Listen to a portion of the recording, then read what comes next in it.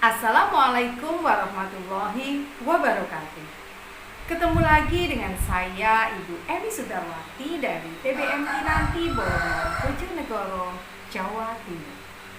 Pada kesempatan kali ini saya akan membaca salah satu kisah inspiratif dari buku Berawal dari Sebuah Sayembara. Kumpulan kisah inspiratif sahabat workshop GTK Dikdas Kemdikbud dengan judul Perjalanan Tak Terduga, karya Nadifatul Daniyah SP. Malam itu pukul 22 waktu Indonesia Barat terdapat chat WhatsApp masuk dari nomor tak dikenal dengan pesan singkat menyampaikan, "Selamat malam Bapak atau Ibu Nadifatul Daniyah SPD. Perkenalkan, nama saya Arif, panitia workshop pembuatan naskah video pembelajaran GTK Dikdas Kemdikbud RI. Kami bermaksud mengundang Bapak atau Ibu untuk memudahkan komunikasi atau tanya jawab terkait tersebut. Klik link berikut untuk bergabung dengan grup peserta." Sekilas informasi tadi saya baca, namun hati masih belum percaya. Mungkin hanya orang iseng batinku. Keesokan harinya saya pun berangkat ke sekolah. Seperti biasa pukul 6.00 waktu Indonesia Barat, saya mengendarai sepeda motor sampai di sekolah pukul 06.57 waktu Indonesia Barat. Jarak rumah dari sekolah sekitar 26,8 km. Selama pandemi, anak-anak belajar secara daring melalui Zoom, Classroom, maupun WhatsApp. Namun kami tetap masuk sekolah untuk melaksanakan tugas dan tanggung jawab mengajar siswa-siswi kami secara virtual. Pagi itu sekitar pukul 7.15 waktu Indonesia Barat, setelah sholat duha saya menyiapkan pembelajaran yang akan disampaikan ke siswa kelas 3A.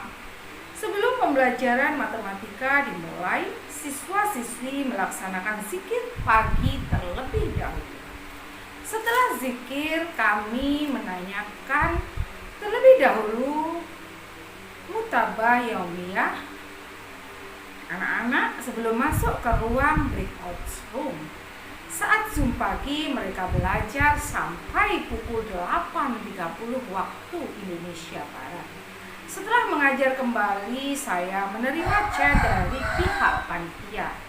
Beliau mengirimkan undangan resmi workshop pembuatan naskah video pembelajaran yang berkop Kementerian Pendidikan dan Kebudayaan, Direktorat Jenderal Guru dan Tenaga Kependidikan. Awalnya saya mengabaikan undangan tersebut dan melanjutkan membuat materi untuk mengajar keesokan harinya. Sekitar pukul 10.15, saya membawa undangan tersebut kepada Kaul Kurikulum untuk menanyakan kebenarannya.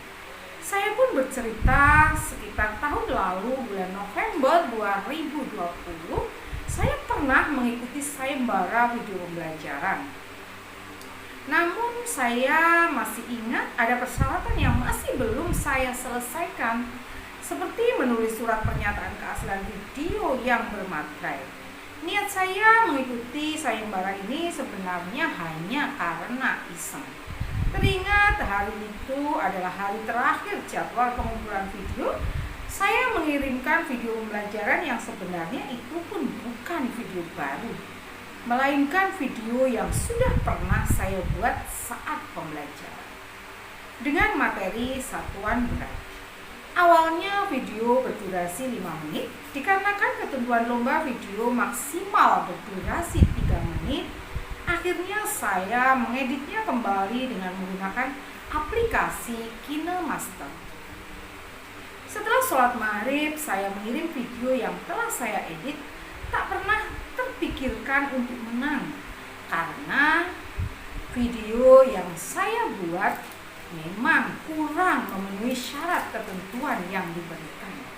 Dan menurut saya yang terpenting adalah sudah pernah mencoba mengikuti sayembara video dengan jumlah 2.000 peserta dari seluruh Indonesia. Sedikit cerita awal mula belajar mengedit video itu pun karena terpaksa. Tidak ada lagi yang bisa diandalkan. Saya belajar bersama Ustazah Emil. Saat itu hanya melihat proses pengeditan video sambil mencoba memahaminya secara perlahan dan melihat YouTube. Meskipun terkadang susah untuk mengedit video menjadi suatu bahan yang menarik. Saat itu saya masih belum paham cara membuat video yang bagus dan menarik. Dahulu di sekolah pernah ada pelatihan membuat video pembelajaran menggunakan aplikasi OBS atau Open Broadcast Software. Sebelum membuatnya, kita menulis storyboard terlebih dahulu. Namun saya tak pernah menggunakan aplikasi tersebut saat membuat video pembelajaran. Alhasil, video yang saya buat terkesan apa adanya tanpa menilai ketepatan isinya, warna, desain, dan sebagainya. Setiap pembelajaran luring di sekolah, kami diharuskan menyertakan penjelasan berupa video pembelajaran kepada anak-anak. Evaluasi pernah disampaikan dari pihak sekolah, namun saya rasa masih sangat kurang memahami cara membuat video yang baik dan menyenangkan. Setelah jam kerja selesai sekitar pukul 14.00 waktu Indonesia Barat, saya menuju ke ruang wakil kepala sekolah untuk menyampaikan surat undangan yang saya terima. Alhamdulillah, ternyata saat itu kepala sekolah sedang berada di ruang wakil kepala sekolah. Akhirnya saya mendapatkan izin untuk mengikuti workshop pembuatan naskah video pembelajaran di Bogor.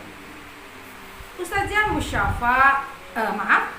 Musyafa, kepala sekolah SDIT Al-Ibra, beliau adalah sosok yang sangat disiplin dan bijaksana. Beliau berpesan kepada saya, semoga diberikan kelancaran saat perjalanan. Tak lupa beliau memberikan dukungan serta doa supaya senantiasa diberikan kemudahan. Alhamdulillah, saat itu pun saya diizinkan untuk berangkat ke Bogor selama 1 minggu. Salah satu syarat pemberangkatan adalah harus melewati tes antigen. Ini kali pertama saya melakukan tes antigen. Rasa takut dan khawatir sangat jelas kentara. Hari Senin 15 Maret 2021, saya memberanikan diri untuk melaksanakan tes di rumah sakit. Alhamdulillah hasilnya negatif dan saya bisa melanjutkan perjalanan menuju Bogor. Surat perjalanan dinas dan surat tugas pun sudah didapat. Alhamdulillah dimudahkan dan dibantu oleh Pak Hajir. Beliau adalah staf dinas pendidikan Gresik.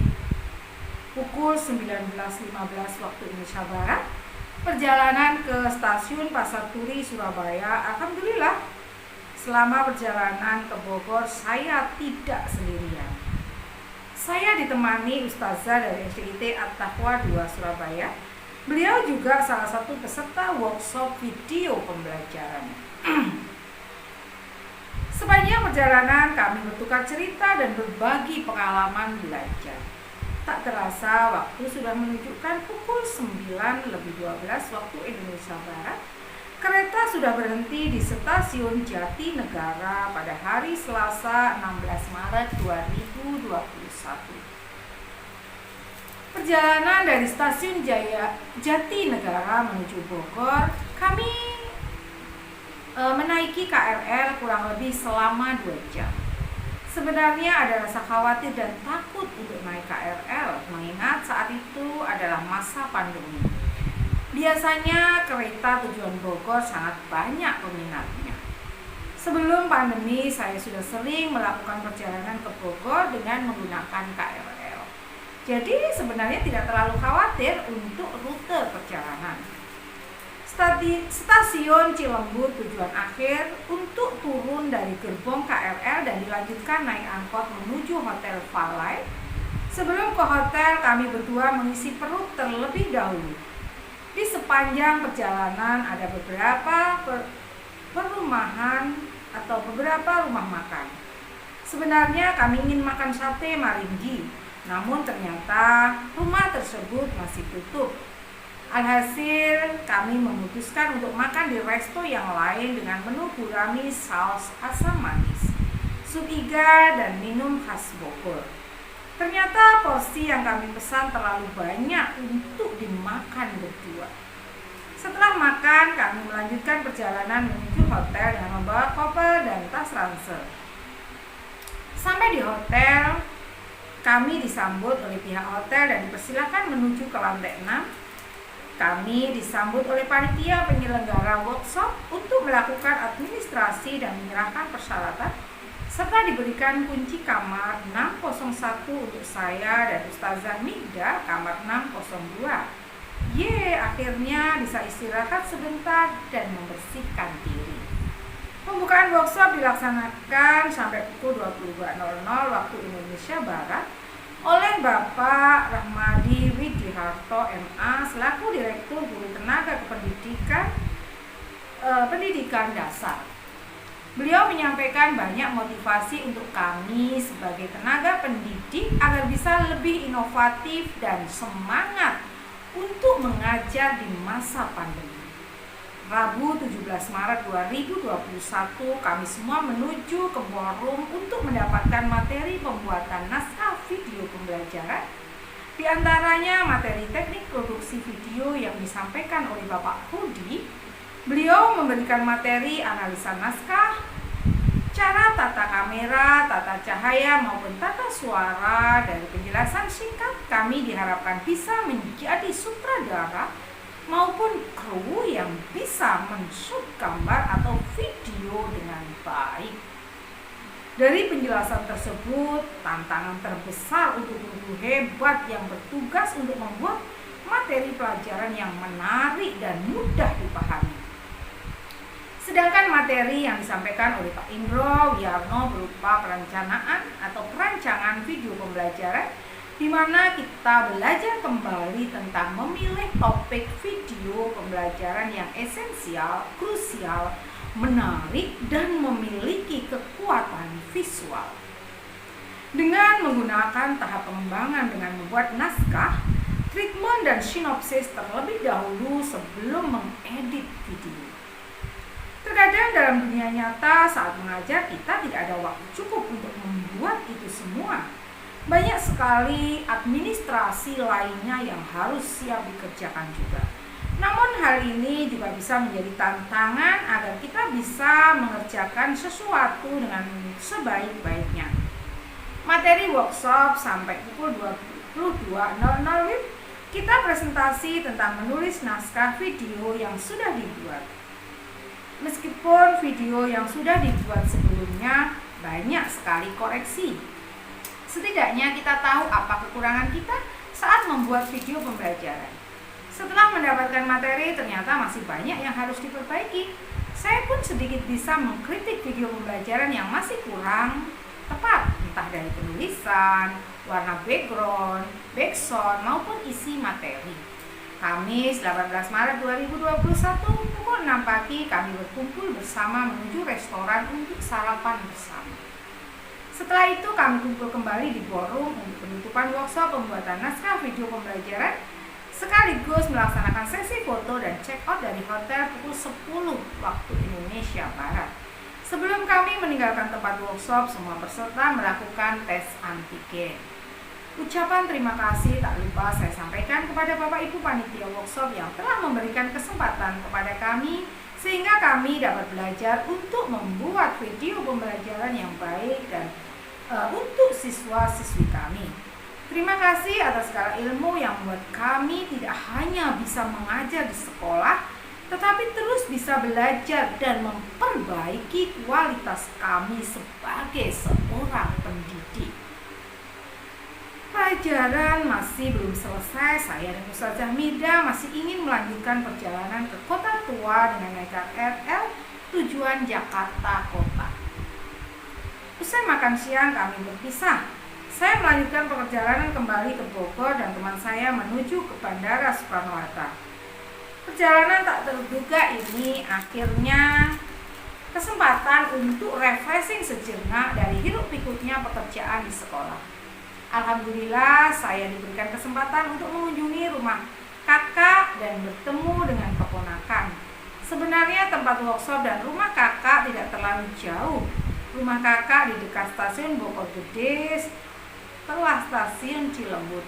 2 malam saya menginap di sana dan alhamdulillah saya kembali mendapat kesempatan untuk mengunjungi tempat wisata yang ada di Bogor, yaitu Puncak Bogor.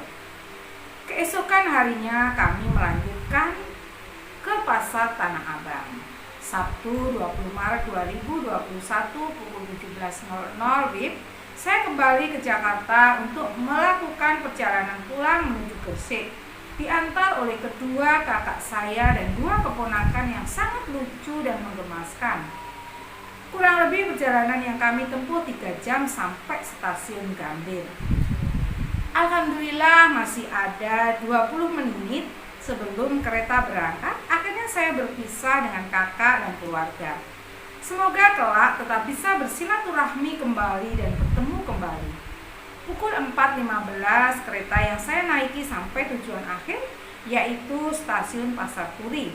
Alhamdulillah saya kembali ke Gresik dengan selamat dan membawa banyak kenangan serta kesan yang menyenangkan. Itulah tadi sepenggal kisah inspiratif yang berjudul Perjalanan Tak Terduga karya Nadifatu Daniyah SPD. Ibu Nadifatu Daniyah SPD ini merupakan guru SDIT Al-Ibrah Gresik. Alamat sekolah beliau berada di Jalan Tanjung Wira 6, nomor 44, GKB Manyar Gresik. Sedangkan alamat rumahnya di Jalan Keramat Barat, RT 02 RW 006, Pangkah Kulon, Ujung Pangkah, Gresik. Terima kasih atas perhatiannya dan mohon maaf jika ada kekilafan. Bapak Ibu guru hebat dari seluruh Indonesia, jika berkenan mengkoleksi atau membaca buku dengan judul Berawal dari Sebuah Sayembara, bisa menghubungi saya atau teman-teman penulis yang lainnya. Terima kasih. Wassalamualaikum warahmatullahi wabarakatuh.